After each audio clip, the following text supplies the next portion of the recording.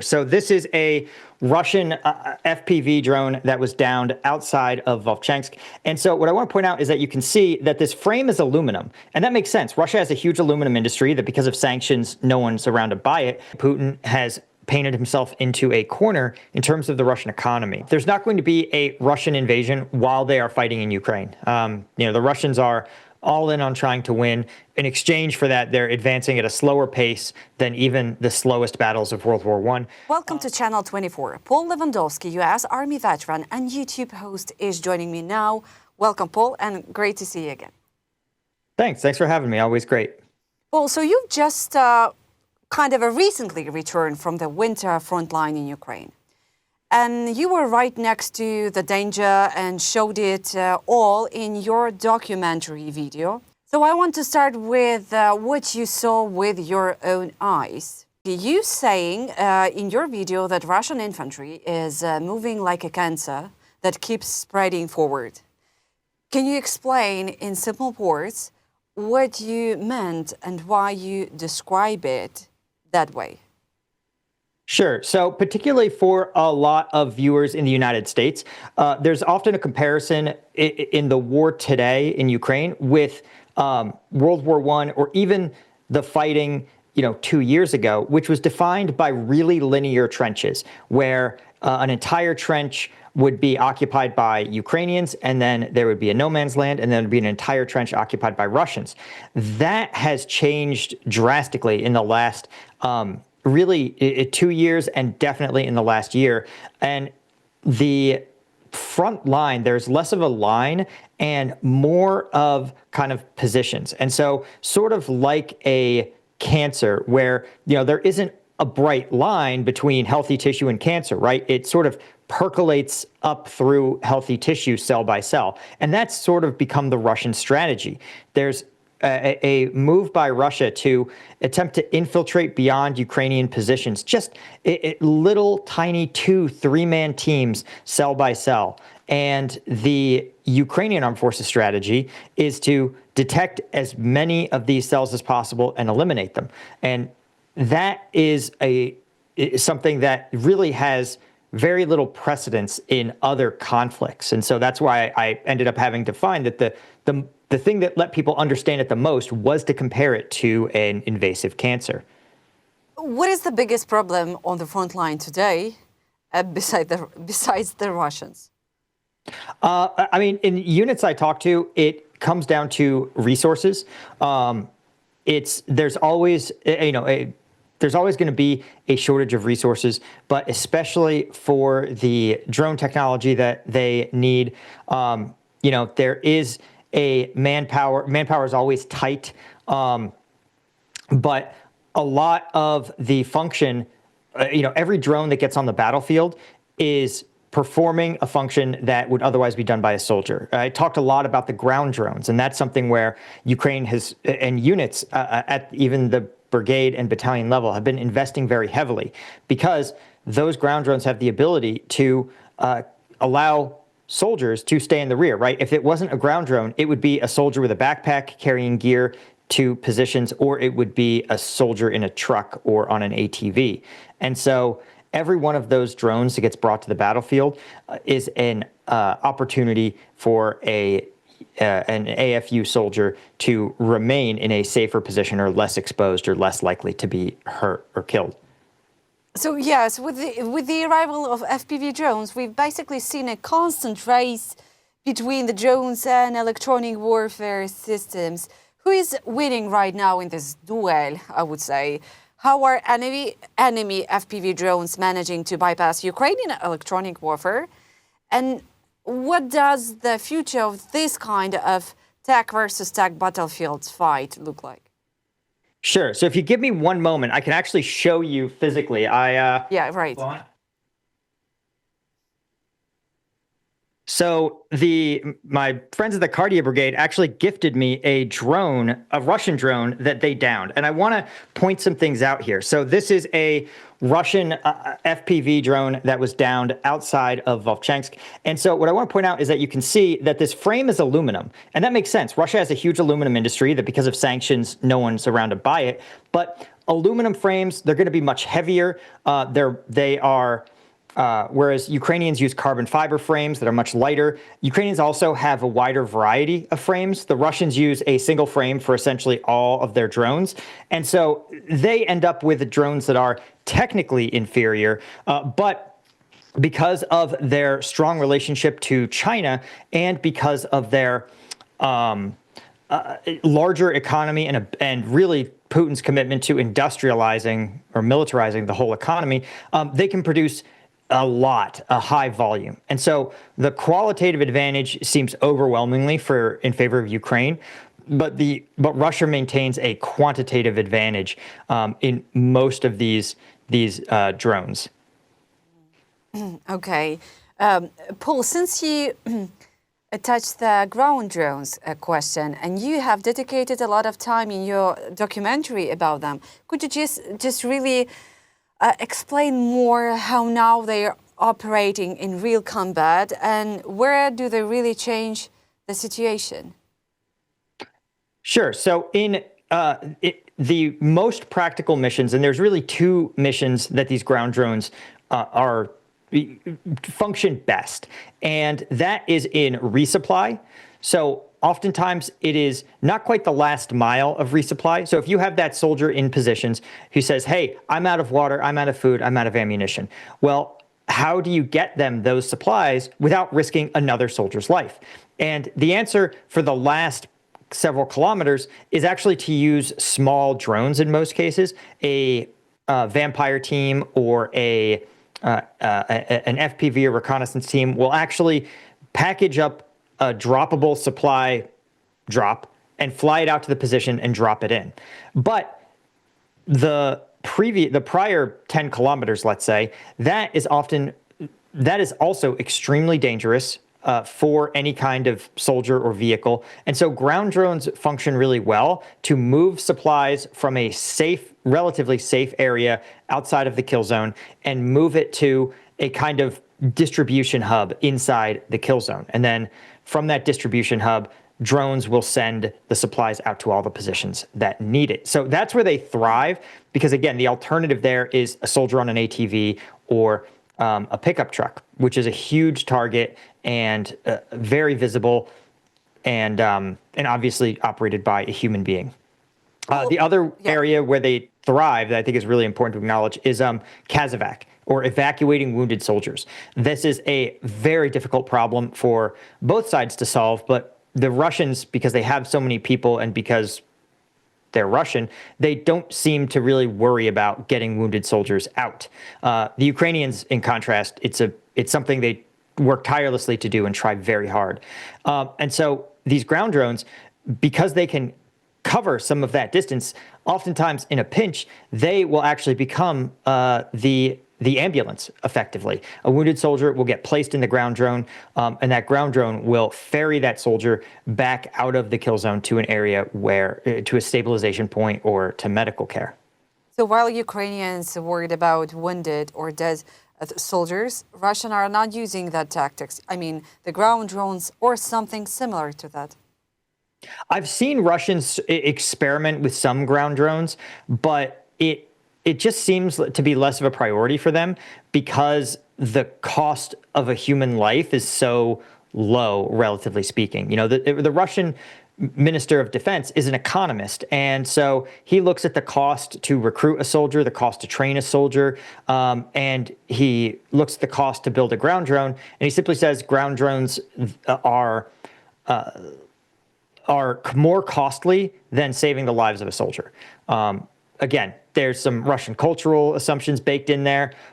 There's obviously the Russian recruitment machine that is able to continually mobilize, something like 30,000 troops a month. But the fact is that it's just not seen as a priority right now for the Russian armed forces. But again, as their casualties mount and as their recruitment pools dry up, you're going to see the Russians have to come to the same conclusion ultimately, I think. Paul, from a radio physics point of view, can video transmission frequencies on normal tactical FPV drones keep going higher and higher? So Ukrainian soldiers, they are telling me they're already above 6 gigahertz? And is there any a hard physical limit of that? That is a way more technical question than I'm able to answer. I really can't speak to the technical specifics of jamming equipment or jamming frequencies. I did talking on the front line. Every unit, every sector is totally unique and is one of the reasons why every single battalion essentially has its own drone lab where they modify the drones to operate in their specific conditions. So it wouldn't even shock me if you told me that the jamming arms race ends up cycling back around, right? As frequencies change, it's about matching your adversary where they're operating, and there's no particular reason. There's no reason that you can't jump back to a frequency that was used 2 years prior or 3 years prior. Right. So, At least to my knowledge. yeah, Paul. So, without emotions, how would you rate the current state of the Russian equipment and like overall gear? The current state of the Russian equipment and gear, I mean, it seems poor, but it's important to know that, again, this is a war run by an economist. And so it doesn't have to be of good quality if it is functional for what Russia needs it for. And again, Russia's goal is to just push troops forward and get them to hide in a bunker, a blindage, a hole in the ground, the basement of a building, and sit there and basically wait until more Russians advance. And that doesn't require that sophisticated a gear, particularly if you're willing to absorb the level of casualties that Russia is. And so, qualitatively, I mean, the Ukrainian gear seems a cut above, but again, it's important to not sort of grade the Russian military against the Ukrainian armed forces, like in a gear by gear sort of assessment. And there was a recent strike on a large warehouse with FPV drones on occupied territory by Russia. How painful are hits like this for Russian logistics and supply? Yeah, I mean, for Russia, this is a logistics war first and foremost. And anytime the further back in a logistics chain you can target, the more effective that's going to be. The attrition rate on both sides of FPV drones is high. It's built into the system. I talked to one drone manufacturing hub, well behind the front lines, who told us that essentially they expect that of 100 FPV drones pushed to the front, they expect only about 25 to actually fly against the enemy. And I assume that's at least a starting point for the Russian forces. Nothing would shock me less than if you told me that the Russians actually have a higher attrition rate. Because again, the fundamental military reality for the Russian armed forces is that the Ukrainians are, with a few exceptions, the Ukrainians are on the defense, which means that as their positions pull back, their supply lines get shorter. Whereas when the Russians push forward, they have to move all of their supply lines forward as well. So that drone warehouse, if the Russians advance a kilometer or 10 kilometers, then that drone warehouse is going to have to move forward again, or there'll be more vehicles loaded with drones driving along the open road, able to be targeted by Ukrainian forces. So this is kind of this is something that has been discussed in military doctrine thinkers for 500 years, that if you're on the attack, your attrition rate is just going to be substantially higher. So I imagine that for the Russians, if you told me only 1 in 10 drones, 1 in 10 Russian drones actually flies, that wouldn't surprise me in the least. Mm-hmm. Paul, if you compare this winter with the last summer, how would you describe the change in battlefield dynamics? So again, I wasn't in Ukraine last summer. I can compare it to the winter 2024 to winter 2025. Yeah. And again, to me, the story is the rapid deployment of drones, the rapid technological deployment, and this huge move to innovate at the lowest level. You're seeing battalions, brigades will build or heavily modify their ground drones, their FPV drones, their reconnaissance drones, and in some cases actually have drone labs where they're building their own unique drones. And that is something that, last year, 2024, I was hearing about, that a couple of maybe big brigades, 3rd Assault, was running their own labs. But now any battalion worth its salt seems to be operating its own drone lab. And in a lot of cases, again, I talk to units who are saying, oh, well, Mavics are too expensive. We think we can make something that is 80% as good as a Mavic for 20% of the cost. And they're sitting there in these labs, 3D printing them. I mean, it's incredible to walk into some of these labs, and there's just a wall of 3D printers just going. You've got all of their electronic warfare, just station after station of guys making these modifications, and in some cases, not just modifying the drones like in a fixed way, but saying, hey, okay, here's a problem that drone operators report to me. Let's try to find a solution. A great example was ground drone tires. We heard from one drone lab that said, hey, our operators continually report that in our sector of the front, there's a lot of mud, like a disproportionate amount of mud, and that these drone tires are not sufficient to operate in the mud, and they also keep getting hit by drones or anti-personnel mines and become flat, and then they do even worse in the mud. So these guys were trying to build or create a new type of reinforced plastic or polymer tire that could handle both, that could take an anti-personnel mine and keep rolling and have the tread to really get through thick, muddy conditions that were unique to that 50-kilometer section of the front line. That's the level of innovation that we're seeing from the Ukrainians today that I just did not see in 2024. Paul, speaking about the mud, the thaw is coming and roads will turn to mud. Does this mean advances will slow down even more and the war will mostly shift back to drone and artillery strikes? That is a good question. That's a really good question. And I'm not sure because it will impede both Ukrainian military operations and Russian operations. And the Russians seem to be somewhat more limited in their use of vehicles. But the Russians have to advance, and advancing in mud is just harder and slower. So I would, if you ask me to place a bet who's going to fare worse in the mud, I would bet and say the Russians. But again, mud just gunks up operations, whether you're on offense or defense. Right. Just a question about the Starlinks.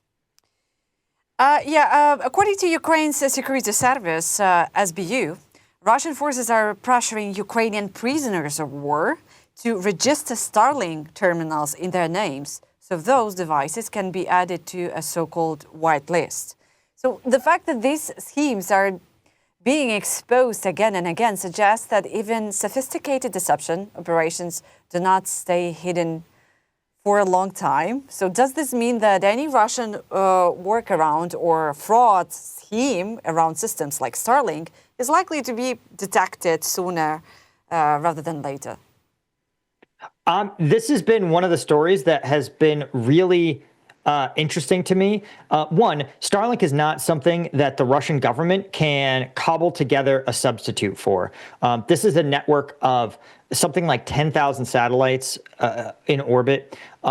It's not something that most countries can match. It's not something any company that isn't run by the richest man on earth can match.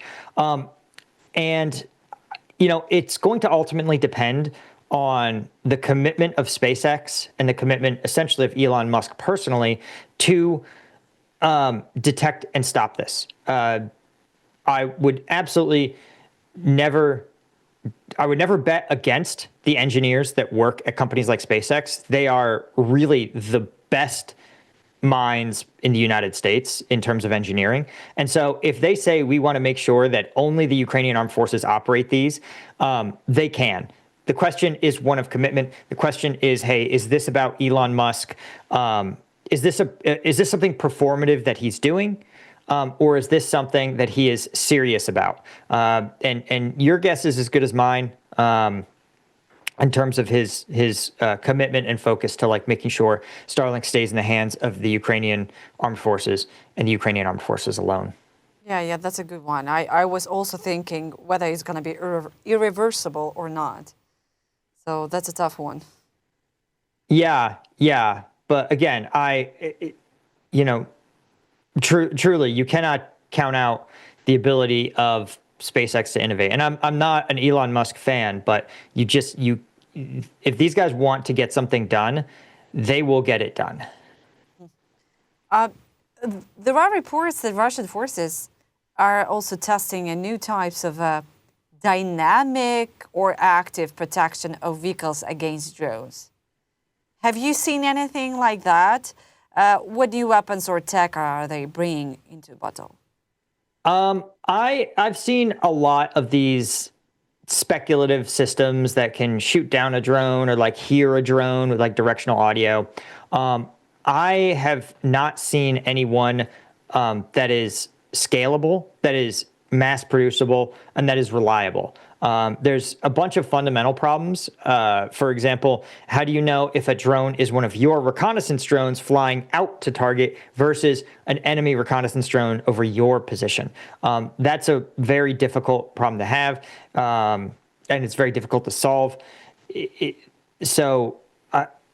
I would be shocked if the Russians, and the Russians are notorious for building like very expensive one-off prototypes and then being completely powerless to actually build enough for it to make a military difference. The Russians claim to have a 5th-generation fighter, but it's never made an appearance on the battlefield because they can't produce more than a single one. And so I think this is, when I hear about Russia super advanced technology, some gee-whiz system that's going to like shoot down a drone, I'm a skeptic by default because you really got to prove it ready for prime time. And when it's coming from the Russians, I just sort of assume it's a lie until proven otherwise. Financial Times estimates Russian losses have sharply increased, around 325,000 killed, and that up to 80% of the casualties are caused by drones. Can Russia keep this pace for long? You know, if they can find bodies to throw into the battlefield, I guess that's one of the things that is strange to me as an American, because at some point, right, when you're talking this kind of numbers, I mean, if you're talking about 400,000 Russians killed, that's one in every 200, like 1 in every 200 Russian men has been killed in this war. Like, that is unreal levels of devastation. And you would think that enough people in your village, in your family, would have been killed in this war to say, hey, I'm not going to voluntarily sign up for this. And yet Russian men keep doing it. And it is so confusing to me from a culture where life is valued. It's hard to explain. It really is, it can't be the money, because Russian wages have been rising troublingly fast. Again, yeah, they make a lot of money, but they don't make a ton more money than working in a Shahed factory or in an aluminum mine. I literally do not understand where the Russians are finding these people. And some of them are foreigners from overseas who probably are lied to or coerced, or and undoubtedly some of them are also Russians who are just filled with propaganda. But again, at some point you go, yeah, the TV says that the war's going great, but like, I have 4 relatives in a listed as missing in action in Ukraine. Like, who's going to sign up after that? So again, I think it's one of those things where the Russians will have good recruitment until they don't. And at some point they will run out of people who don't know that the war is lethal for them. And Putin will have to find some other solution, whether that's scale down his military operations, whether that's recruit a lot more foreigners.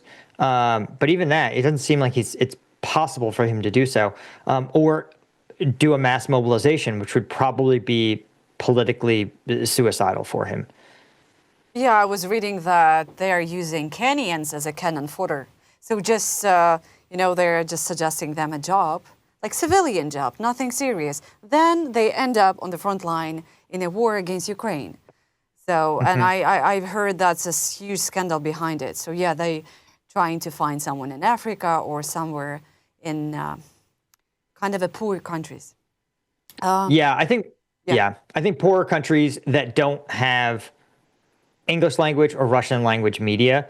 Again, I would suspect that if you speak Swahili or an African tribal language, you may sit there and be like, hey, I literally don't know that this war is still happening, that this war is going on, that the casualties are as high as they are, or that Russia sort of runs these scams. But again, in most cases, like I know the government of Nepal really cracked down on this. I know the government of Cuba supposedly very much cracked down on Russian recruitment because so many people were being recruited deceptively. So I think this is something that will go on only until the central governments figure it out and realize it's pretty unpopular to have this kind of scam perpetrated on your citizens. So I think they're probably just hopscotching from country to country, trying to find governments that haven't yet put a stop to this. Yeah, or just will tolerate, or yeah. And finally, Paul, we often see reports that Russia is ramping up weapons and ammunition production. So they're doing more and more every time. So does this clearly show preparation for a long war? Further preparation for a war not just only against Ukraine, but more broadly? Yeah, I think that is absolutely something that lots of very credible Western intelligence agencies have said. There's not going to be a Russian invasion while they are fighting in Ukraine. The Russians are all in on trying to win. And again, in exchange for that, they're advancing at a slower pace than even the slowest battles of World War I. But I think at this point, Putin has painted himself into a corner in terms of the Russian economy. He's effectively militarized huge segments of it. And it's now at this point where if you were to snap your fingers and end the war and end the Russian government purchase of arms and ammunition, the Russian economy would probably collapse in at least the short and medium term. And so Putin may be in a situation where he has no choice but to keep a war economy running, and essentially he has built himself a military or a military industrial complex that's always going to have to be in search of a war.